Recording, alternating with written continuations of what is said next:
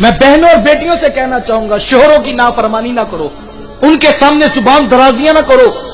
ये इस दौर का ये एक अलग दुखड़ा और एक अलमिया है कि यहां पर शोहर की नाफरमानी भी जुर्म नहीं समझा जाता, जबकि अल्लाह के रसूल क्या इरशाद फरमा रहे हैं। हुजूर फरमाया कि अगर मेरी शरीयत में सजदा जायज होता तो मैं बीवी को हुक्म देता कि वो शोहर को सजदा करे। जिसके हकूक इतने बताए गए हैं और चंद लम्हों की तकलीफ के इवज में उसकी नाफरमानी कर लेना।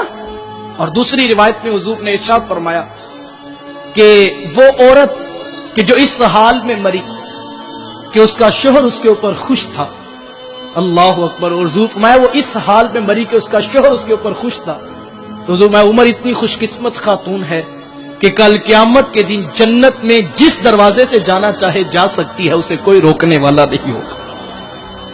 और मैं भाइयों से भी कहना चाहूंगा कि खाने में नमक कम होने पर घर तोड़ने की बातें ना करो। 100% ठीक कोई भी नहीं होता, लहजों में नरमी पैदा करो। तुम मर्द हो, तुम्हें तलाक का हक इसलिए नहीं दिया गया तुम तीसरे दिन घर तोड़ के बैठ जाओ। तुम्हारे ऊपर एतमाद किया गया था कि तुम बर्दाश्त करोगे, घर को आगे लेकर चलोगे। रवैयों की तलखियों के साथ गालियां देकर किसी की बेटी को रुसवा न करो। इस पे हम गौर करें। मेरी माँ जी बड़ी सादा सी दुआ किया करती हैं और मुझे अपनी जिंदगी में इस दुआ की हकीकत नजर आई है। मेरी माँ जी सादा जो पंजाबी लहजे में दुआ किया करती, जब भी हाथ उठाती तो वो कहती कि ए अल्लाह, सारे दियां धीयां नूं सुख नहीं, किसे दे सदके मेरियां नूं भी दी। ये इतने हम अक्सर जब छोटे होते थे ना, ये बात समझ नहीं आती थी, लेकिन जब बड़े हुए तो ये बात हकीकत में देखी कि जो किसी की बेटी के लिए सुख मांगता है, रब उसकी बेटी को सुख देता है। लेकिन हम बड़े अजीब लोग हैं, हम अपनी बेटियों के सुख तो मांगते हैं, लेकिन जो घरों में बेटियां किसी की बहू बन के बैठी होती है, हम उनके साथ तराजू तोल के रखते हैं।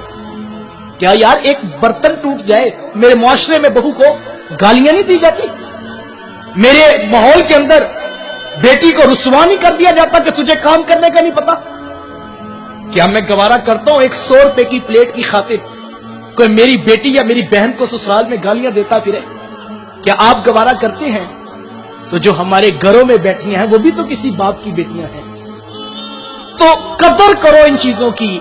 कल हशर के मैदान में जब तराजू रखा गया तो मामला बड़ा सख्त होगा। ये हुकूकुल इबाद है, हमने इसके ऊपर गौर करना है। आज जिस बहू के पास सिर्फ बेटियां हो, खानदान में उसको इज्जत भी नहीं दी जाती। हमल में अल्ट्रासाउंड के जरिए पता लग जाए फिर बेटी पैदा होने वाली है तो पूरा खानदान उस बेटी के साथ भी बाइकाट कर देता है। साहिब वो कहां से ला कर दे तुम्हें बेटे? ये तो अल्लाह कुरान में फरमाता है कि अल्लाह जिसे चाहता है बेटे अता करता है, जिसे चाहता है बेटियां अता करता है, जिसे चाहता है दोनों अता करता है और जिसे चाहता है कुछ भी अता नहीं करता। ये उसकी तकसीम है, उसकी तकसीम पे राजी रहने का मिजाज पैदा करो। वो बेटियां जो ससुराल में जिल्लत की जिंदगियां गुजारी हैं, क्या जुर्म है उनके पास? ना सास उसको सीधे मुंह बुलाती है, ना ससुर उससे मोहब्बत का, शफकत का एहसास दिलाता है। वो जो तुम्हारे घर में आकर बैठी है वो भी किसी की बेटी है। क्या मैं गवारा करता हूं मेरी बहन या बेटी को ससुराल में बिला वजह गालियां दी जाए सिर्फ इसलिए कि उनके पास बेटियां? क्या आप गवारा करते हैं? तो साहिब जो हमारे घर में बैठी हुई है वो भी तो आखिर किसी बाप की बेटी है, किसी भाई की बहन है। उसके सर पे शफकत का हाथ रखो, उसे भी उतनी मोहब्बत दो जितनी बेटों वाली बहू को देते हो। डरो रब से, उसकी पकड़ से बचो। कल क़यामत के दिन ये सब चीजें तश्त अज़बाम होंगी और सारी कहानियां खुल के सामने आ जाएंगी और उस वक्त का पछतावा कुछ काम नहीं आएगा जब हशर के मैदान में किसी ने गिरेबान आपका पकड़ लिया। मेरे माशरे में तो बड़ी बस में किसी की पगड़ी उछाल देना, इसको तो हम काम ही नहीं समझते हैं, इसको तो हम जुर्म ही ख्याल नहीं करते हैं। ये कितना बड़ा जुर्म, कभी हमने सोचा इस बात को? अल्लाह के रसूल सल्लल्लाहु अलैहि वसल्लम ने इरशाद फरमाया, हुजूर काबे का तवाफ कर रहे थे तो हुजूर काबतुल्लाह से मुखातिब हुए और हुजूर में ए काबा, तू अल्लाह का घर काबा है, तेरी बड़ी शान व मंजिलत है, तेरा बड़ा मकाम व मर्तबा है कि तू रब का घर काबा है, लेकिन काबा याद रखना मेरे एक उम्मती की इज्जत काबा तेरी इज्जत से ज्यादा कीमती है। क्या ख्याल है, जिस उम्मती की इज्जत काबातुल्लाह से अफसल बताई जा रही है और हम बड़ी बज़्म के अंदर उसको रुसवा करके उठ जाए, पगड़ियां उछाल के जुब्बे फाड़ कर हम मुतमईन होकर सो जाए। हर किसी को पता है कौन कहां ज्यादती कर रहा है। یہ جو زبان ہے، یہ زبان، اس کے لگائے ہوئے زخم ایسے ہیں کہ جو برتے نہیں۔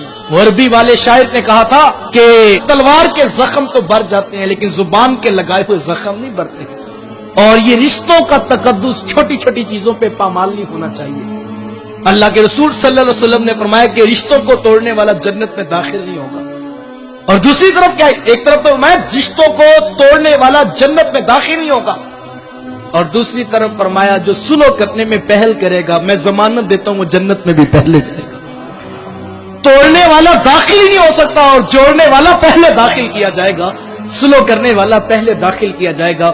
یہ حقوق العباد ہے صاحبوں، اس کے اندر مجھے اور آپ کو بڑی سخت آزمائش ہے۔ اچھی بات دوسروں تک پہنچانا صدقہ جاریہ ہے، ویڈیو زیادہ سے زیادہ شیئر کیجیے۔